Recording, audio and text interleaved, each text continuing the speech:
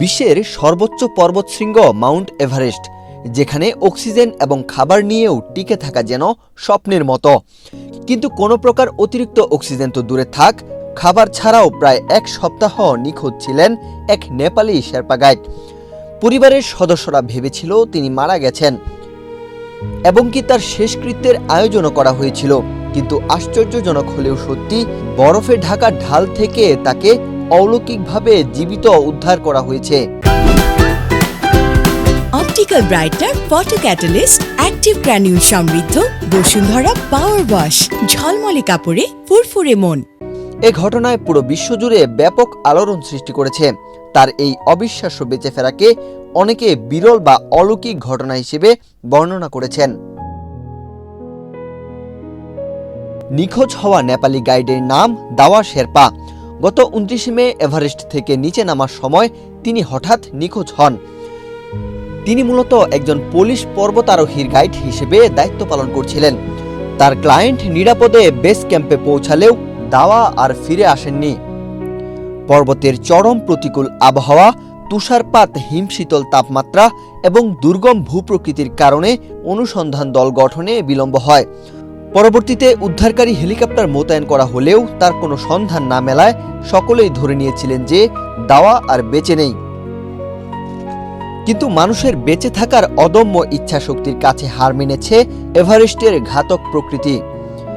বৃহস্পতিবার সকালে খুম্বু আইসফল এলাকায় তুষার ঢাকা ঢালে তাকে একাই হামাগুড়ি দিতে দেখা যায়। দাওয়া শেরপার সন্ধানে সমন্বয়কারী প্রতিষ্ঠান 8K এক্সপেডিশনস এর কর্মকর্তা পেম্বা শেরপা জানান, সাগরমাথা দূষণ নিয়ন্ত্রণ কমিটির একটি পরিচ্ছন্নতা দল তাকে প্রথম দেখতে পায়। আরোহণের মৌসুম শেষে পর্বতে ব্যবহৃত দড়ি, মই ও অন্যান্য সরঞ্জাম সরিয়ে নেওয়ার সময় উদ্ধারকারীরা দাওয়াকে অত্যন্ত আশঙ্কাজনক ও দুর্বল অবস্থায় পান।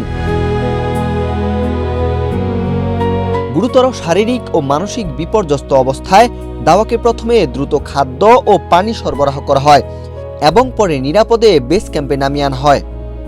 সেখান থেকে একটি উদ্ধারকারী হেলিকপ্টারে করে তাকে সরাসরি রাজধানী কাঠমান্ডুর হেমস হাসপাতালে নিয়ে যাওয়া হয়। চিকিৎসকরা জানিয়েছেন, তিনি অত্যন্ত দুর্বল ও পানি শূন্যতায় ভুগলেও বর্তমানে তার শারীরিক অবস্থা স্থিতিশীল রয়েছে। এদিকে দাওয়া শেরপাকে মৃত ভেবে তার বাড়িতে তখন চলছিল শোকের মাতম এবং শেষকৃত্যের দ্বিতীয় দিনের ধর্মীয় আচার।